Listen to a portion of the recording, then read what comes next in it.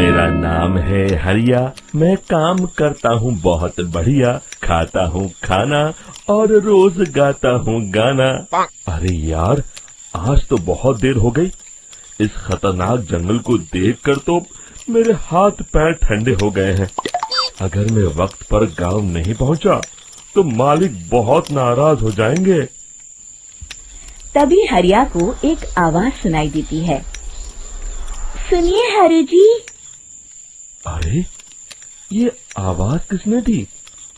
तभी हरिया को सामने कुछ दूर एक औरत खड़ी दिखाई देती है। अरे भाई, ये औरत अकेली इतनी रात को इस जंगल में क्या कर रही है? चलकर पूछना पड़ेगा। फिर हरिया अपनी बैलगाड़ी उस औरत के सामने लाकर रोक देता है और उससे पूछता है। अरे सुनिए, आप इतनी रात को इस खतरनाक जंगल में अकेली क्या कर रही हैं? तभी वो औरत मीठी आवाज में कहती है, अरे हरु जी, आप आ गए। मैं कब से आपका इंतजार कर रही थी। वैसे तो यहाँ से काफी लोग गुजर चुके हैं, लेकिन मैं खास आपका इंतजार कर रही थी। अच्छा, तुम सच कह रही हो? मुझे तो यकीन नहीं हो रहा है। वो क्या है ना, आज तक किसी ने मुझसे इतने प्यार से बात नहीं की। हाँ हाँ हरु जी, मैं सच कह रही हूँ। अब देर मत करिए और जल्दी से मुझे मेरे घर तक छोड़ दीजिए। हाँ हाँ, कौन सी बड़ी बात है, अभी छोड़ देता हूँ। आप मेरे पीछे बैलगाड़ी में बैठ जाइए और मुझे रास्ता बताते चलिए। फिर वो औरत हरिया की बैलगाड़ी में बैठ जाती है और हरिया बैलगाड़ी हाँकता हुआ आगे चल पड़ता है। फिर उस औरत के बताए हुए रास्ते पर चलते चलते हरिया बैलगाड़ी लेकर एक काली गुफा के आगे आकर रुक जाता है। हरिया उस औरत से पूछता है, हाँ देवी जी, आपका घर कहाँ है? यहाँ तो एक गुफा के अलावा और कुछ नहीं है। तभी अचानक वो औरत हवा में उड़ने लगती है। देखते ही देखते उसका सुंदर रूप एक डरावनी चुड़ैल में बदल जाता है और वो जोर जोर से हंसती है। अरे तू तो एक नंबर का बेवकूफ निकला। तू तो बड़ी आसानी से मेरी बातों में आ गया। अरे मर गया रे, ये तो एक चुड़ैल है। हे भगवान बचा ले, ये तो बड़ी डरावनी दिखाई दे रही है। और फिर अगले ही पल हरिया की बैलगाड़ी में रखा सारा सामान हवा में उड़ता हुआ उस काली गुफा के अंदर चला जाता है और वो चुड़ैल भी उस गुफा के अंदर जाकर कहीं गायब हो जाती है। हरिया ये नजारा देख बुरी तरह घबरा और परेशान हो जाता है। अरे, ये चुड़ैल तो मेरा सारा सामान लेकर गुफा में गायब हो गई। अब क्या होगा? अगर मैं गांव खाली हाथ गया तो मालिक मेरी अच्छी खबर लेंगे। मेरी इस बात का कोई यकीन भी नहीं करेगा। फिर आखिर वही हुआ। हरिया के मालिक चंपक सेठ को हरिया की किसी भी बात पर रत्ती भर भी यकीन नहीं हुआ। चंपक सेठ को लगा हरिया झूठ बोल रहा है और उसने ही लालच में आकर सारा सामान हड़प कर लिया है। फिर हरिया को बेईमान समझकर चंपक सेठ उसे काम से निकाल देता है।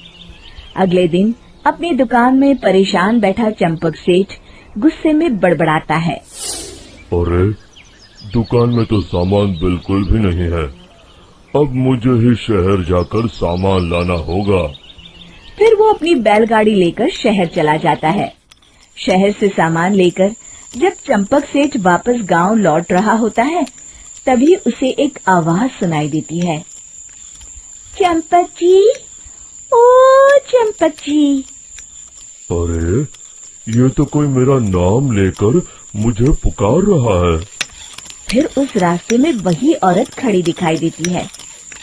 फिर क्या था, हरिया की तरह चंपक सेठ भी उस औरत के पास अपनी बैलगाड़ी लेकर जाता है और वो भी उसकी चिकनी चुपड़ी बातों के मुंह जाल में फंस जाता है। फिर चुड़ैल उसे भी अपनी गुफा तक ले जाती है और उसका सारा सामान लेकर गुफा में गायब हो जाती है। बेचारा चंपक सेठ लाचार होकर खाली हाथ गांव लौट आता है। फिर ये उस जंगल में रोज की बात हो जाती है। जो कोई भी शहर से कुछ लेकर गांव की तरफ लौटता, वो चुड़ैल उसे बेवकूफ बनाकर उसका सारा सामान लेकर गुफा में गायब हो जाती। एक दिन हरिया एक लकड़हारे को उसी जंगल की तरफ जाते हुए देखता है। फिर हरिया उसे रोकते हुए कहता है, अरे भाई, क्यों अपनी मौत को दावत दे रहे हो?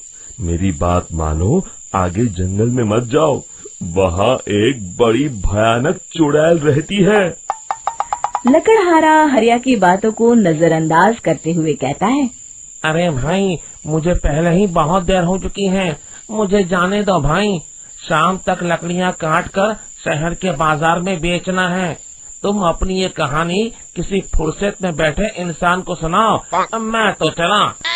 इतना कहकर लकड़हारा वहाँ से आगे जंगल की तरफ चला जाता है। फिर अगले दिन गांव के मुखिया के घर के बाहर बहुत सारे लोग जमा हो जाते हैं। तभी हाथ में कुल्हाड़ी लिए खड़ा लकड़हारा कहता है, अरे मुखिया जी, अब आप ही हमें बचाइए उस जंगल वाली चुड़ैल से। हमारा सारा काम तो शहर से ही होता है। अरे मुखिया जी, उस चुड़ैल की वजह से तो मैं पूरी तरह बर्बाद हो गया हूँ। हम सबको मिलकर उस चुड़ैल का कोई इलाज करना पड़ेगा। तभी भीड़ में खड़ा वीरा कहता है, आप लोग चिंता मत करिए, कल से वो चुड़ैल किसी को नहीं लूट पाएगी। मेरे पास एक बहुत अच्छी तरकीब है। तभी चंपक सेठ उसका मजाक उड़ाते हुए कहता है, अरे तेरा नाम वीरा है तो क्या हुआ? तूने अभी उस चुड़ैल को देखा नहीं है? जाकर अपना काम कर, बड़ा आया। तब मुखिया जी कहते हैं, नहीं चंपक सेठ, मुझे लगता है हमें इस लड़के को एक मौका देना चाहिए। फिर सभी गांव वाले मुखिया जी की बातों से सहमत हो जाते हैं और वीरा शाम को एक बैलगाड़ी में कुछ सामान लादकर उस जंगल की ओर चल देता है। वीरा, ओ वीरा, कहाँ जा रहा है? तभी वीरा मुड़ के देखता है, वही चुड़ैल एक औरत के रूप में खड़ी है। अरे बहन जी, मैं आपको ही ढूंढ रहा था। देखिए, मैं आपके लिए क्या लाया हूँ। हैं? अरे वाह, तो खुद मेरे लिए इतना सामान लाया है। तू ही अकेला गांव में समझदार है। जरा देखो, मैं भी खोल के, बड़े भूख लगी है।